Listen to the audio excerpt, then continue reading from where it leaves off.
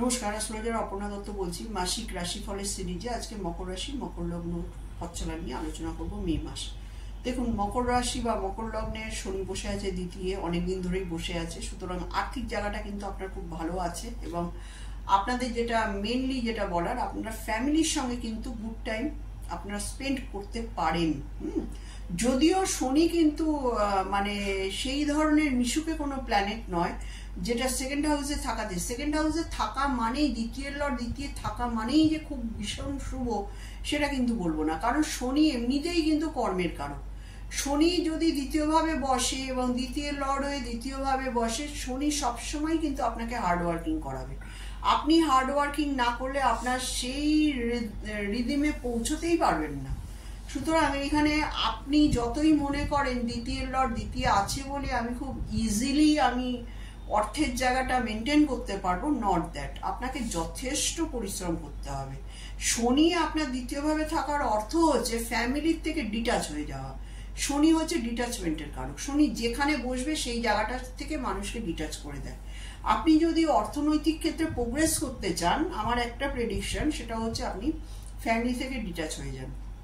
এটাই হচ্ছে দ্বিতীয়ের মানে লর্ড হয়ে শনি দ্বিতীয়ভাবে বসে থাকার মকর রাশির জন্য প্রেডিকশন।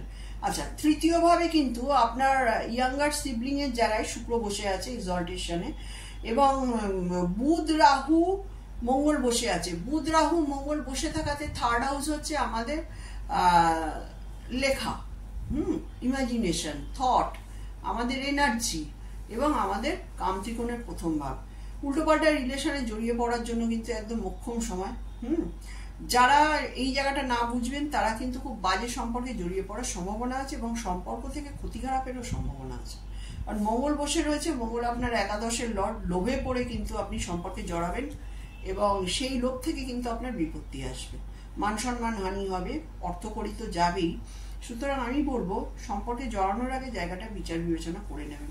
চতুর্থভাবে রবির অবস্থান ন্যাচারালি ভালো হয় না, কারণ বাড়ির ডোমেস্টিক এনভায়রনমেন্ট কিন্তু আপনার মে মাসের 1 তারিখের পর থেকে গরম হতে শুরু করবে। কেন গরম হবে? অষ্টমের লর্ড 4th হাউসে চলে আসছে। অষ্টমের লর্ড যখন চতুর্থে চলে আসবে তখন যত সমস্যা কিন্তু আপনার বাড়ি ওরিয়েন্টেড। কিন্তু এই জায়গাটা আপনাকে সাবধানতা অবলম্বন করতে হবে। বৃহস্পতি বৃহস্পতি তো 1 তারিখেই শিফট হয়ে যাচ্ছে পঞ্চম ভাবে যখন বৃহস্পতি শিফট হয়ে যাচ্ছে তখন আপনার একটা জিনিস কিন্তু আপনার ভালো হবে আগামী 1 বছর, সেটা হচ্ছে আপনার মানসিক অবস্থানটা কিন্তু আপনার খুব ঠান্ডা থাকবে। এবং শনি বৃহস্পতি যেহেতু আপনার লগ্নকে অ্যাসপেক্ট করছে 9th অ্যাসপেক্ট দিয়ে, সুতরাং আপনি কিন্তু, যদিও মকরের কিন্তু বৃহস্পতি হচ্ছে খুব negative planet, functional negative planet. কিরকম?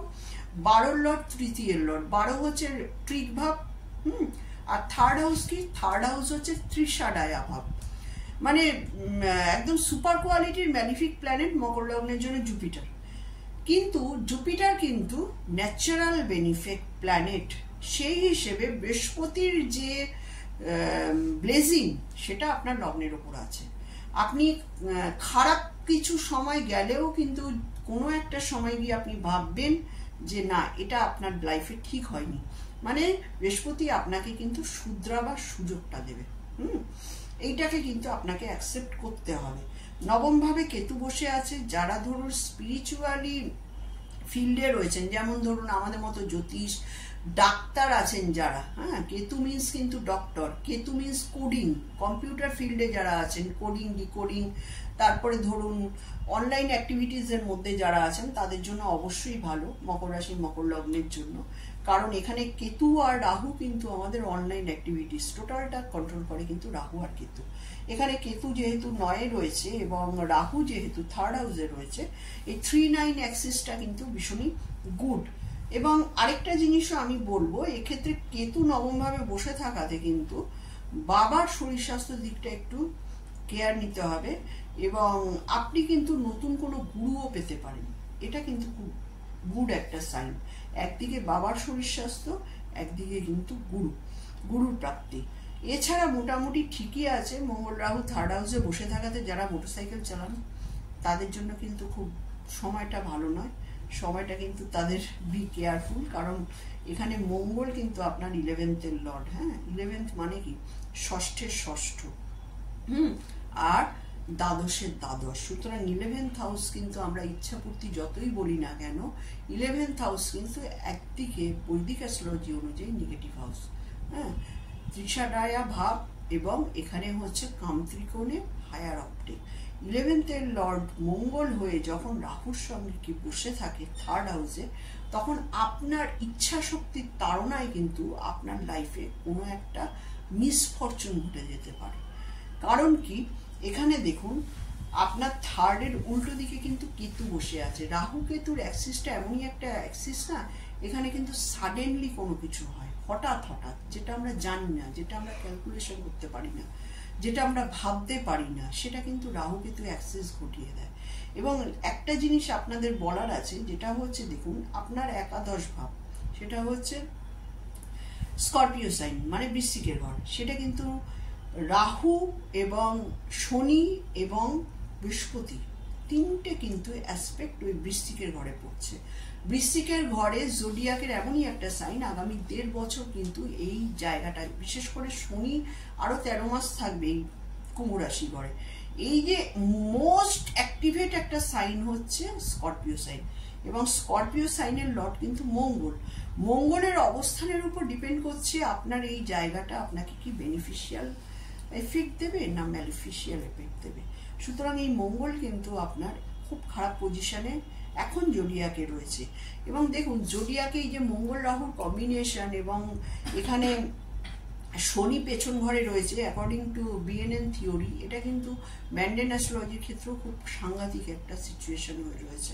এখানে কিন্তু এই যে মানে এটাকে বলা হয় মঙ্গল রাহু শনি পেছনের সামনে বুধ বকরি হয়ে রয়েছে, তারপরে শুক্র রয়েছে, এই যে সিচুয়েশনটা এটা কিন্তু যুদ্ধের সমতুল সিচুয়েশন। আগামী মে মাসটা আমাদের পশ্চিমবঙ্গে ভোট আছে, আপনারা দেখুন সিচুয়েশন কিন্তু এরকম গরম হতেই থাকবে।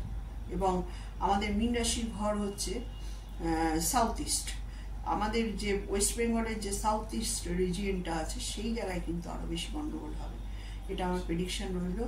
আমি মকর রাশির ঘর বলতে বলতে, মকর রাশির ঘরটা হচ্ছে ওয়ার্ল্ড ওয়াইড। হ্যাঁ, 10th হাউস, 10th হাউস মানে কি, 10th হাউস হচ্ছে হোল ওয়ার্ল্ড। তো আমি একটা ওই জন্যই ম্যান্ডেন লেভেলে প্রেডিকশন করলাম। এবং আপনারা নিশ্চয়ই দেখবেন যে ধর্মীয় জায়গায়ও কিন্তু বিরাট একটা গন্ডগোল হওয়ার সম্ভাবনা আছে পুরো ভারতবর্ষ জুড়ে। হ্যাঁ, এই দুটো প্রেডিকশন আমার রইল। এবং আপনারা নিজেরাও বুঝতে পারছেন, এটা আমরা অ্যাস্ট্রোলজার বলে নয়, স্বাভাবিকভাবেই জনগণ বুঝতেই পারছে যে সিচুয়েশন কোন দিকে যাচ্ছে। এবং এখানে কিন্তু জনহানির সম্ভাবনা ব্যাপক আকারে আছে। তো সবাইকেই খুব সাবধানে থাকতে হবে, বুদ্ধির বিভ্রমটা যেন না হয়। কারণ থার্ড হাউস কিন্তু আমাদের ইচ্ছার জায়গা। থার্ড হাউস কি করে, থার্ড হাউস ইন্টারনালি মানুষকে অ্যাক্টিভেট করে। সেই থার্ড হাউসটা যখন ড্যামেজ হয়ে যায় না, সেই জায়গায় কিন্তু মানুষ ঠিক সেই সাডেন টাইমটায় কিন্তু অ্যাক্টিভেট হয়ে অনেক জীবনে ভুলভ্রান্তি করে থাকে। সুতরাং আপনাদের যদি জানা থাকে যে এই জায়গাটা এটা হতে পারে, আপনারা নিশ্চয়ই কোনো সিদ্ধান্ত নেবেন, কিন্তু আপনারা বাড়ির লোকের সঙ্গে কনসাল্ট করেই কিন্তু সিদ্ধান্ত নেবেন, তাহলে কিন্তু সেই জায়গাটা আপনার মোটামুটি ম্যানেজেবল থাকবে। ধন্যবাদ।